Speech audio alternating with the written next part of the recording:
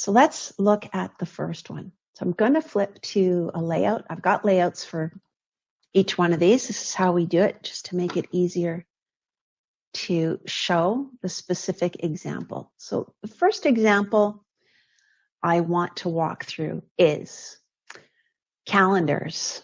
Calendars being set up in a certain way so we know how to put an activity code on the activities. Okay, so let me run through that example. So I'm going to open this project and I'm going to open a matching layout inside.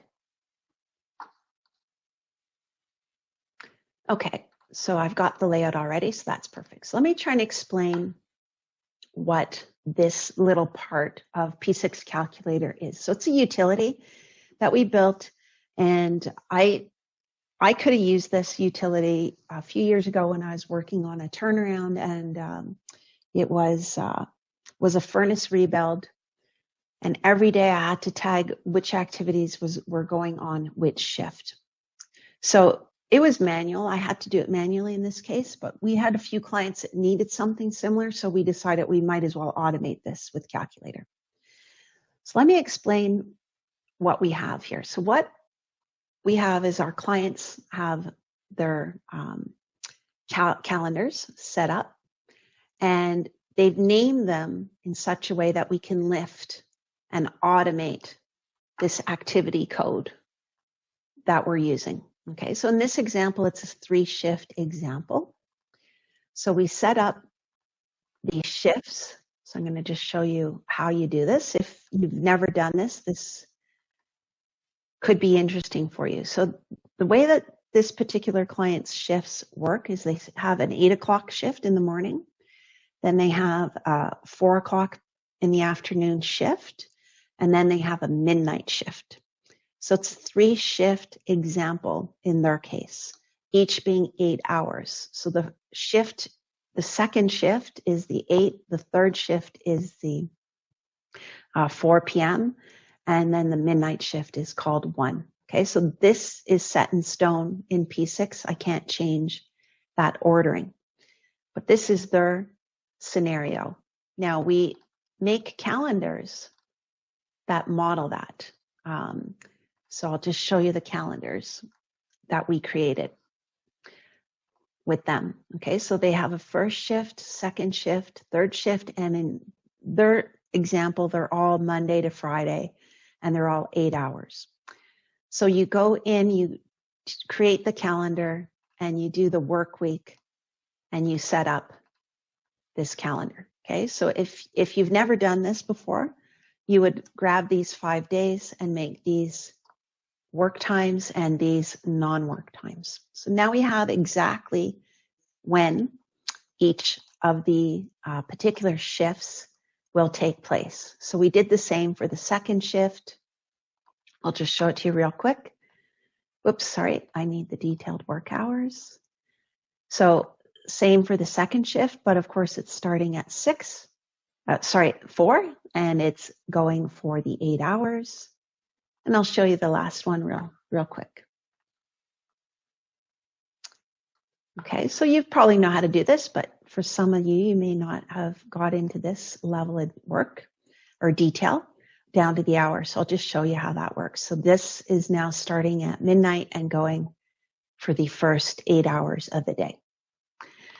Okay, so that's the setup. And then we've got these details showing in the way the activities are sitting. Okay, so that's probably stuff you're all familiar with. So what we did with P6-Calculator is it's going to look at these and grab the shift and make that a code. Okay, so this could be anything. It doesn't have to be shifts. You might have other things that you want to do with this. I'm just going to clear this. Okay, I'm going to clear these codes, get them out of there so you can see it run. Okay, and I'm going to reorganize my data. So you can see right here that the activities now don't have that code, so the grouping is gone. Okay, So I'm not quite sure how long this is going to take to run, but I think it's going to be pretty quick. So now in this particular example, the calculator is watching what I put in the calendar. So it's automatically trying to find whether this is first shift, second shift, third shift, or some of these might not get a code whatsoever. Okay, so it's doing it automatically. Some of our calculator functions, we actually ask the computer to run it. But this one's an automatic one.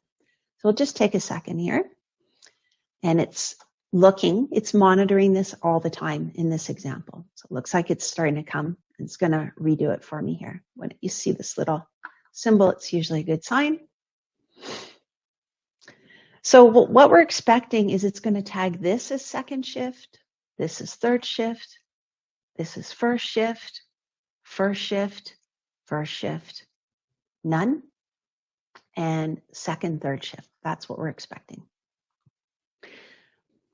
Now, in our example here, okay, so off it did it, it coded it, and my particular layout, as you can see, is using this particular code to do the grouping, okay? So that's important if you're trying to do a printout for each shift so they know exactly what their activities are, okay? So it's all automated in this case. So to do that, if you're doing that for hundreds of activities every single day, it's time consuming. So what we're trying to do is make it automated. No one has to worry about it. They don't have to spend the time tagging it, and they can spend the time doing more important work. Now, if I change the calendar, that's another thing I might do, right? I might change the calendar. Well, you don't want to have to remember to code this, okay? So again, I'll just wait. I'll save it. I'll save that change to the database, and I can code this one as well. And just refresh it, and you'll see it's going to automatically do this coding again. Okay, so again, it might take a minute, but the big benefit to me is I don't have to worry about it. I know when I come to do my printout, maybe in 5 minutes, 10 minutes, an hour, at the end of the day, it's going to be coded already. Okay, so this is happening regularly. It's an automatic tagging that it's doing. So this is one example of using one field to create another. We've got lots of others, okay? We've got codes going to user-defined fields. We've got user-defined fields creating codes.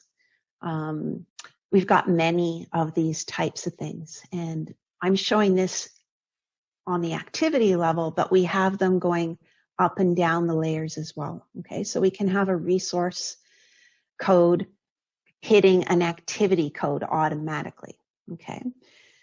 Now, the reason we do these sorts of things is usually for different reporting, okay? So as soon as we automate it, we know that the reporting, the snapshotting that we do out to our P6 reporter, and then the reporting will all take place automatically, okay? Okay, so it tagged them automatically, and it rearranged it, of course, because I've got that code as part of my layout. So this one by itself has huge benefits, okay? As I said, the idea that we grab a field and use it to create another, and in this case, we're taking just a slice of that field, is super, super handy. So it's programmed in the background. We're looking for certain things in here, okay? And we're putting it into that field. So pretty simple little piece of programming using the web services from Oracle. So we're not violating any licensing or anything like that. We're using their technology. We've got our framework built in Calculator, and then we just create this little function and off it goes, okay? Make it sound easy, eh, Ravi? But you get the idea, hopefully. Okay, so this is just one example using calendars to create a code that we use for not only our particular printout, but we also use this code for all sorts of other Power BI reporting with this client via P6 Reporter.